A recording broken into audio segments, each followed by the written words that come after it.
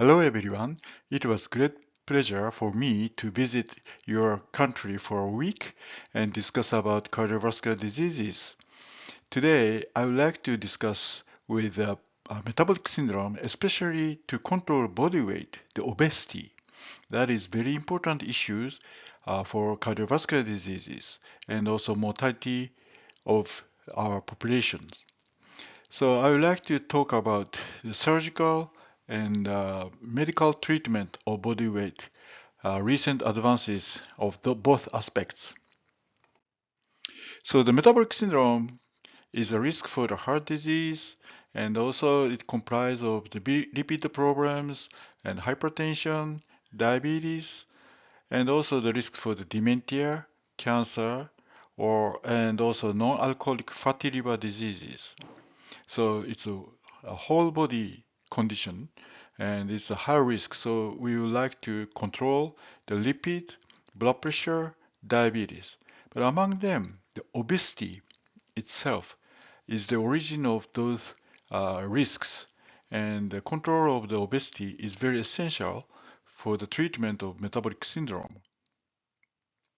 So, and also the causes of metabolic syndrome, there is some genetical backgrounds who are easy to obese and to develop hypertension or lipidemia or diabetes.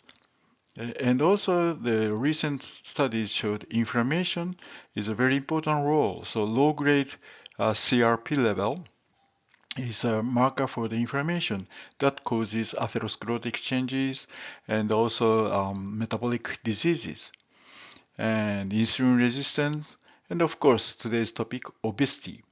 And lack of physical activity is very important cause of metabolic syndrome.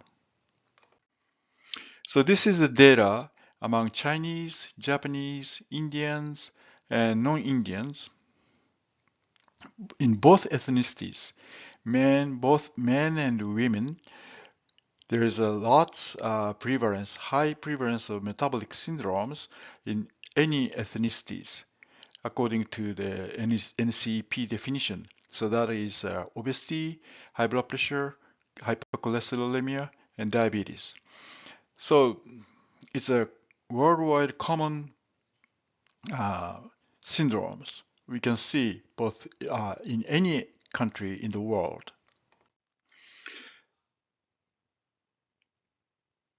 And this is the central obesity, uh, the prevalence of the obesities. Of course, you know the Japanese, not so the obesity is not so common, but still we have high incidence of the obesities among men and females in elderlies. So the metabolic syndrome, the obesity is very big issues, common issues among us. So of course, the nature approaches to control the diet, including lots of onions or lots of vegetables and garlics, those kind of stuffs, may prevent the development of obesity or high blood pressure, and we can lower the salt intake using those spices in our diet, and also do the exercise is very essential to control the metabolic syndromes.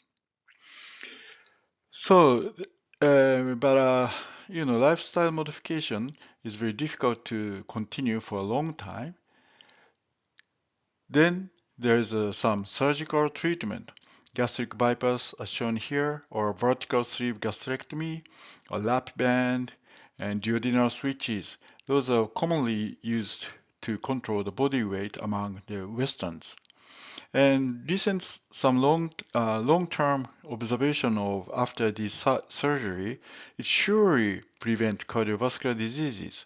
So those bariatric surgeries are very effective in some cases, but still it comprises some side effects, and also the psychological problems are also controlled and observed by the specialist before and after undergoing those surgeries. So why surgeries? Because of the it can improve comorbid conditions such as diabetes or SARS, hypercholesterolemia, high blood pressure, and also heart diseases. And some studies already shows that cancers in all over the body can be prevented after the surgeries. So that's why it's now worldwide done for the extreme obese patient. So these are the summary of the clinical trials after the bariatric surgeries. It can prevent cardiovascular disease, surprisingly 82% risk reduction. It's dramatic reduction of cardiovascular diseases, especially the coronary artery diseases and also atherosclerotic changes of not only coronary but also the peripheral arteries. And also it can prevent stroke or depression or migraines or those kind of stuffs. And of course, the reducing the body weight can prevent obstructive sleep apnea, that is SAS. We call it SAS quite often, and it is also the risk to develop the cardiovascular diseases. So the bariatric surgery can prevent those comorbidities for long-term observation. But also the eating rules is very important even after the bariatric surgeries. So eat slowly and keep portions small. And one bite can be all it takes to be too much. Okay? And chew, chew, chew. That will also the good rehabilitation for your chow muscles in the mouth muscles, and also it can prevent the aspiration pneumonia. Okay, and why it is so important? Because stomach is now much smaller after the surgery, so the patient should eat in smaller food and in separate fashion, or they cannot digest properly because the stomach is too small after the bariatric surgery. So before the surgeries, you should instruct them those eating rules after the surgeries. Okay? And also, don't drink with meals or immediately after eatings. Why? Can you tell? It can flush the pouch, making it easier to continue eating or grazing. Okay? And also, it robs your satieties. Okay? And it can be too much volume for your stomach because stomach is small now. So if you drink together with meals, your stomach will extend and also cause pain and sometimes vomitings. So after eating, uh, probably the patient should wait 30 to 60 minutes before starting drinking. Okay? And also calorie dense food, high calorie and low nutrient food should be avoided. And carbonated beverages also extend the stomach. And sweets and alcohol should be avoided even after the surgery. So it's very demanding for the patient, obese patient, whose satiety is already very high and they cannot resist eating. But we have to educate them to stop this eating rule, to have better eating rules, to continue or to attain the better outcomes after the surgery. Okay? So even if you lose the weight or after the surgeries, patient feels the craving for the food, and it's very easy to rebound the body weight. Okay, so it's very essential to educate them to avoid the high calorie diet. And also carbonated beverage, as I told you, that bubbles can stretch the pouch, the, the stomach, and it causes pain and aggravate GERD. That's a reflux of the gastric juice to the esophagus, and also enlarge the pouch. So it will lead the unsuccessful outcome of after the bariatric surgery. So do not let them drink beers or carbonated uh, waters. So agua con gas should be avoided. And also sweets, even if it's natural, the too much sugar is not good because of the high, it causes a high glucose level and trigger dumping episodes. So after the bariatric surgeries, patients usually have those kind of several symptoms and wide variety of symptoms they complains, and some of them not controlled by the drugs, but also they have to endure those symptoms. They have to get used to that after the surgery. Yeah. And also alcohol is not good, of course. Alcohol can absorb more completely and lightening fast, okay, and leading to more rapid, intense, and lasting inhibition with far less alcohol than prior to surgery. So regain of the body weight and rapid intoxications, they are easy to be drunken, even the small doses of alcohol. And also it's very toxic to the liver. And so in that case, you should send the patient to the addiction center. If you have that kind of stuff, we have addiction center that treat alcohol addiction or smoke addictions. We transfer the patient to them to control the alcohol intake or smoking habits or other bad habits. Okay? And also the nutrient, eating rules part two, nutrition consideration. Water is very important, and macronutrients and micronutrients are very important things. Among macronutrients, protein, fats, carbohydrate, those are the macronutrients as you know. And in micronutrients, it contains vitamins, calcium, ions. Those stuffs are easy to deficient after the bariatric surgery. So you have to pay high attention to control and balance those micronutrients and macronutrients. Okay? So among macronutrients, not necessarily who underwent the bariatric surgeries, but all of us should pay high attention to take enough proteins because we get older, we will easily develop sarcopenia. So we need more proteins than youth. Okay, so the protein first, and every meal you have to start with protein, and each meal you should take proteins. That will help you the satiety. Okay, and also sustained energy. Protein will give you the high energy. So the recommended protein level is 60 to 100 grams per day. Okay, and usually the processed meats, okay, use those stuffs.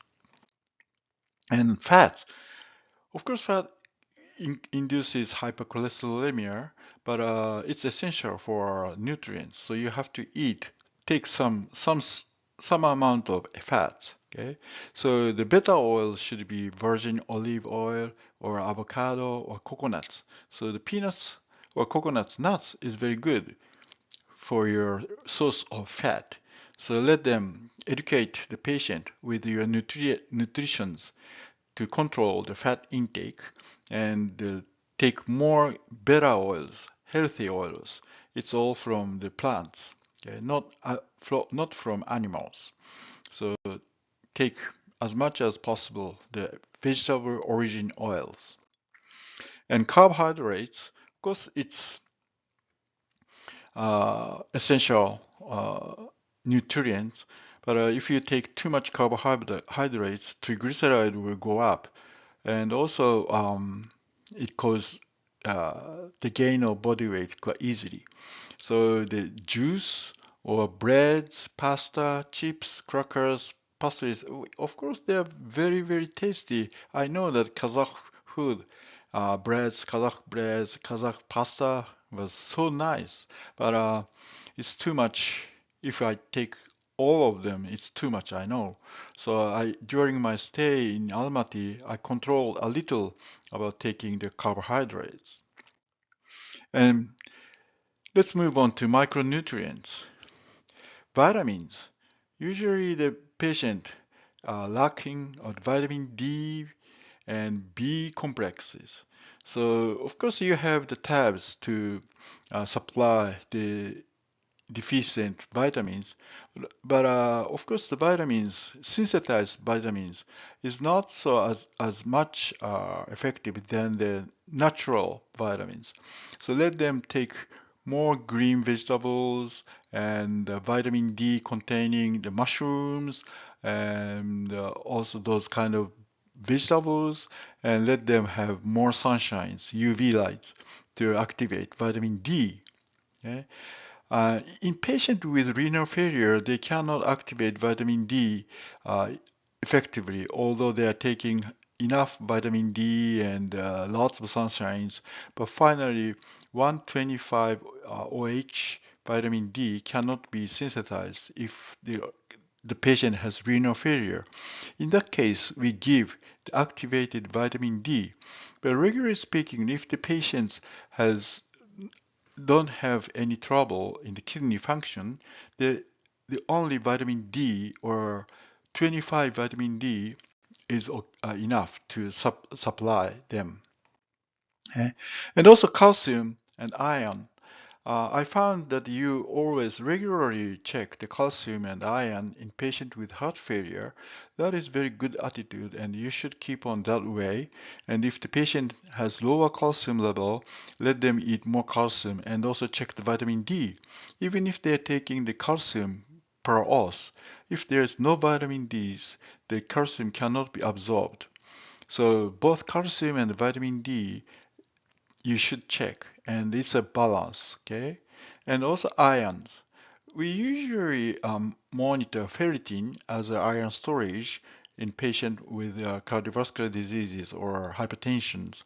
But of course, the ferrous itself or iron-related proteins should be monitored and let them eat more spinach or livers that contains high ions. And also we have some regimens we can, as a medicine, to take the ferrous. But sometimes it causes nausea and stomach aches. And also those ferrous cannot be taken together with the green teas because the green teas can bind to ions and block its absorption. So be careful.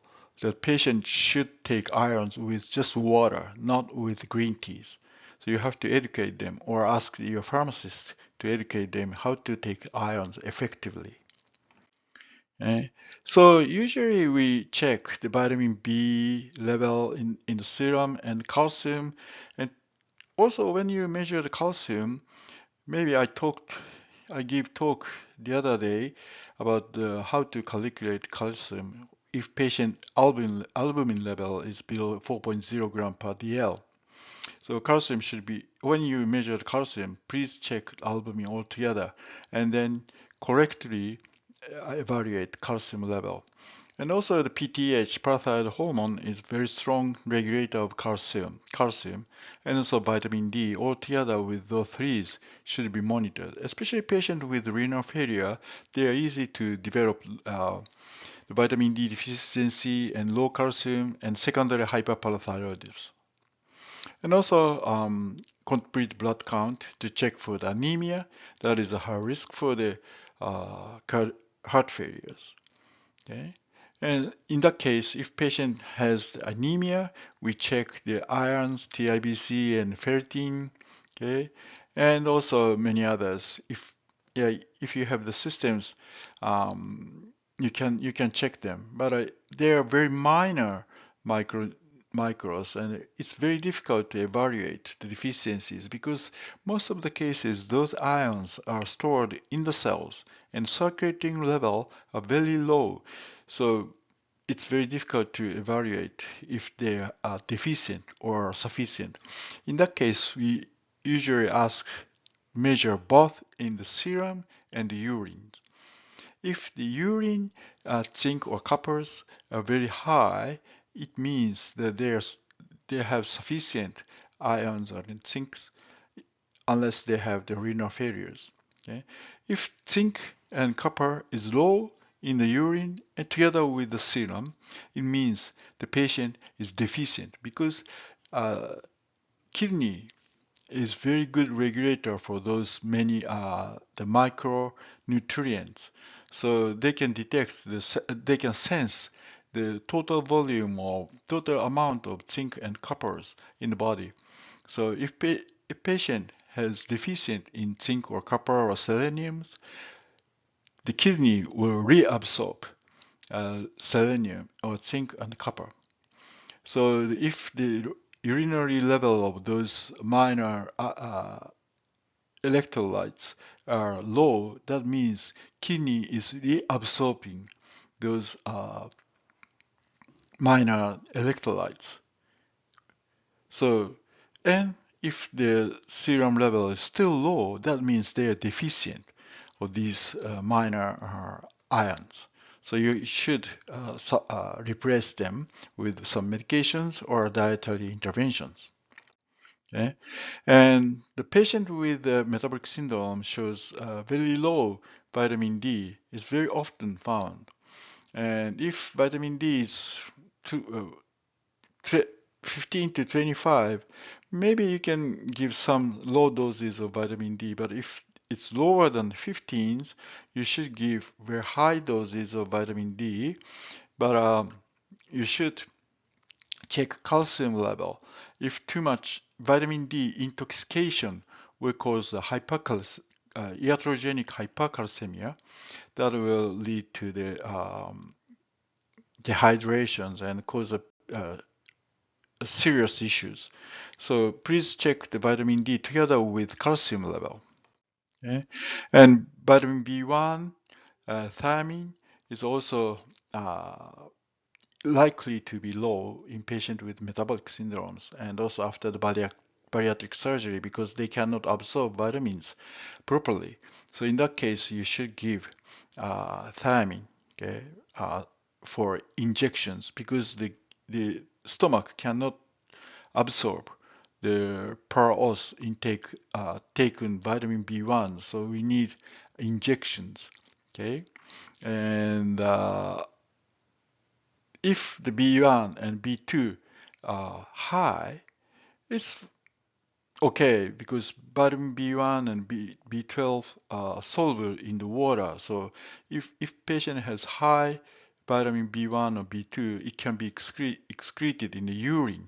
So it's very unlikely to have intoxication of B1 or B2. In comparison with B1 or B2, vitamin D or vitamin E, vitamin A are lipid solubles. So if you give too much lipid soluble vitamins, that will cause intoxication of vitamins. So be careful if the vitamin is lipid soluble. And like vitamin C or B are water solubles, so it can be excreted in the urine. Okay? And also, we sometimes measure prealbumin. That is protein, how much of the protein they are taking and they are absorbing. And if prealbumin is very low, that is inadequate protein absorption because they have the bariatric surgery, especially the patient after the bariatric surgery or patient who do very, very strict dietary treatment. They are easy to develop the low proteinemia, and in those cases, prealbumin is very low. So in that patient, I ask them to increase the protein intake, or they will lose the muscles and they develop sarcopenia quite easily. And if they fallen down and broken the bones, they cannot recover fully, and they have to be on the wheelchairs or all day lying on the beds. So ask them to take more proteins if the prealbumin level is very low. And also calcium. As I told you, the calcium is regulated by parathyroid hormone and vitamin D. So those hormones and vitamins should be monitored when the calcium level is very low or high. Okay? And also, we recommend the students or doctors to measure the urinary calcium level as well, because as you know, the kidney can regulate calcium homeostasis. So as the selenium or those minor ions, if patient has hypercalciuria or hypocalciuria, that will strongly suggest the total body calcium deficiency or overdoses, or sometimes it will show us the renal tubular disorders. Okay?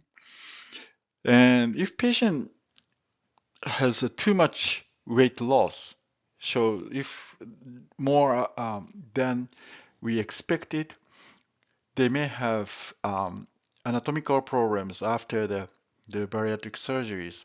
They may develop ulcers or appetite loss and also nutrient deficiencies and eating disorders.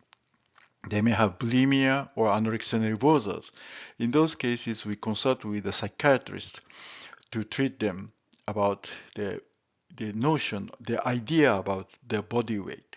So not necessarily the surgeons, but also the physicians and also psychiatrists have to involve in the management of the patient after the surgery. And the addictions should be, as I told you, addictions should be transferred to the specialist, especially the patient is addiction for the alcohol or tobacco or other drugs and also gambling. Yeah, you may know that the famous Japanese baseball player, Mr. Otani, he's a great baseball player in Japan and he moved to the US, but his interpreter for his play was gambling addictions and make a very, very big debt. And Mr. Otani faced a very big problem. So the gambling is also one of the addictions. But anyway, the patient with addictions should be transferred to the specialist and consult with them for the psychiatric treatment or consultations necessary, those who are addicted to those substances. Okay, so diabetes always resolves after the bariatric surgeries, but also if the patient regained the body weight or the eating habit was not was was not improved, they're easy to re the diabetes will return quite easily if their body weight regained or they keep on the sweets and drinking a lot Coca-Cola or the carbohydrates. So we have to pay high attention even after the bariatric surgery, and especially the patient with obese and dietary control is now ongoing or doing the more exercise to lose their body weight.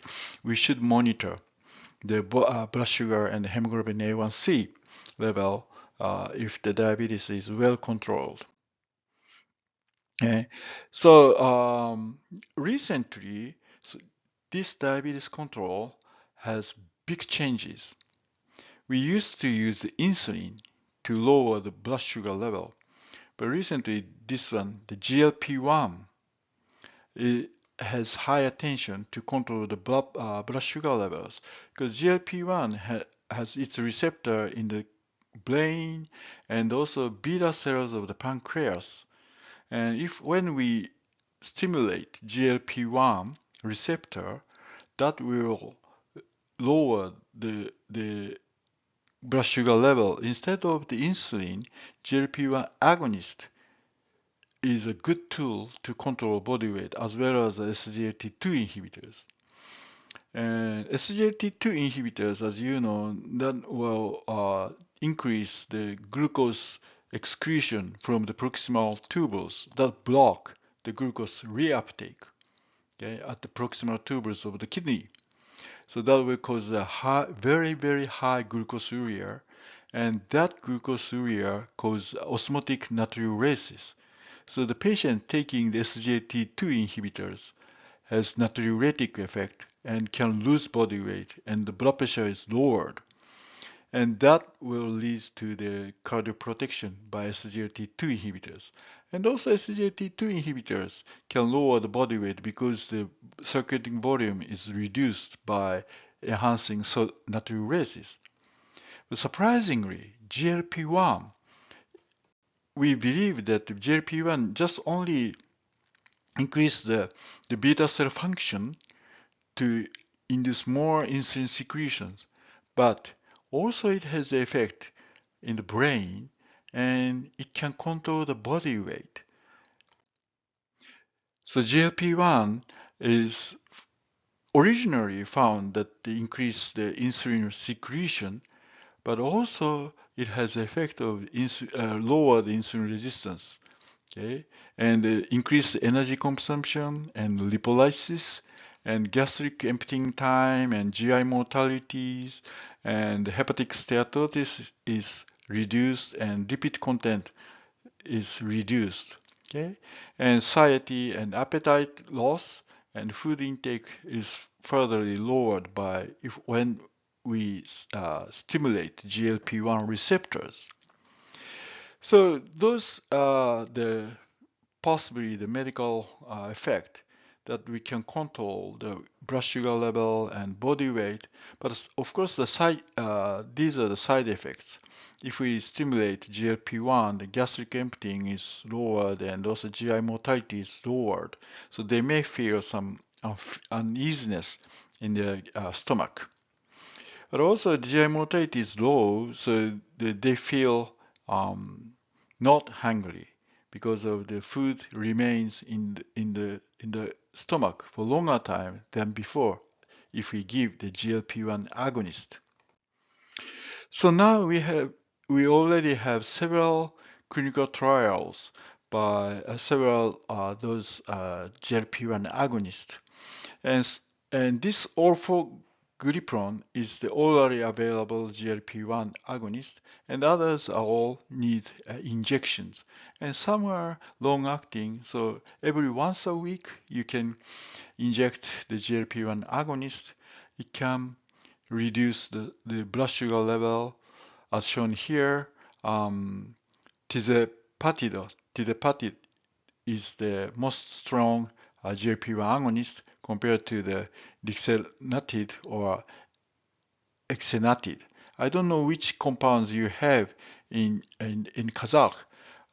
We have, of course, in Japan, we have some oral agent and also liraglutide and other GLP-1 agonists available in Japan. And so these GLP-1 is of course effective to lower the blood sugar level together with the SGLT2 inhibitors. But also it is very effective to lower the weight loss, to induce weight loss, so as the SGLT2 inhibitors. So now in the US, GLP-1 agonist is widely used as body weight losing drugs, because the other body weight losing drugs we had has very negative outcomes of cardiovascular events. But in patients who are diabetic so far, if we give the GLP-1 agonist, it can reduce cardiovascular event in short time, like 2-3 years observations. But in case of metabolic syndromes, we have to follow the patient longer than 3-4 years, sometimes 10 years or 15 years, because the body weight is very easy to recover or return. So we have to pay very high attention to keep their body weight not return. So keep them lower as much as possible. So so far we don't have long-term observation like 10 years effect of GLP-1 agonist, but we have very promising clinical data. So in US, they use a lot GLP-1 agonists to control the high obese patient like BMI above 35. And this is one paper recently published, last year published in New England Journal of Medicine as oral GLP-1 orforglipron in comparison with placebo. As you can see, at least for the 36 weeks, very short term, okay, but still they can lower the body weight, okay, and this is the percentage changes, so it can reduce the body weight about 15% when we give the maximum doses, and absolute change is about 15 kilo, okay. So if patient has about 100 kilograms, they can their body weight can be lowered by 15 kilos. So if patient has 120 kilos, the body weight will be 105 after the 36 weeks after the starting taking that medicine. So that is quite promising that such a quick effect is observed. But the key is that if they can maintain this body weight for more than 5 years, it's questionable. We don't know yet. So it takes because these drugs came to launched quite recently, so we don't have long-term observational studies. But so far it is very promising. Okay.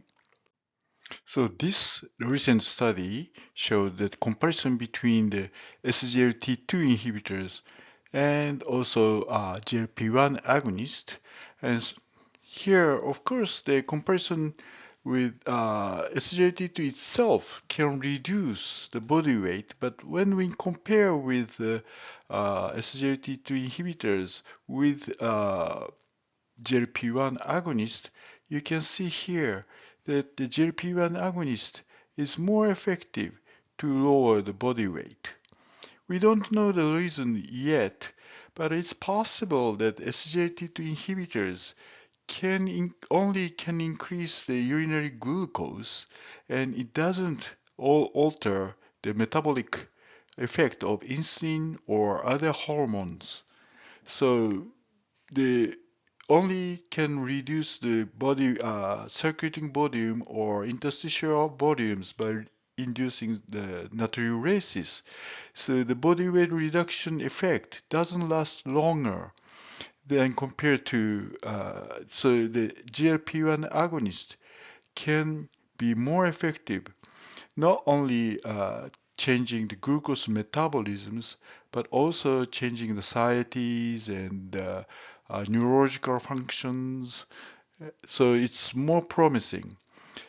But of course, it's very they are very expensive, and also the most of the GLP-1 agonists requires injections.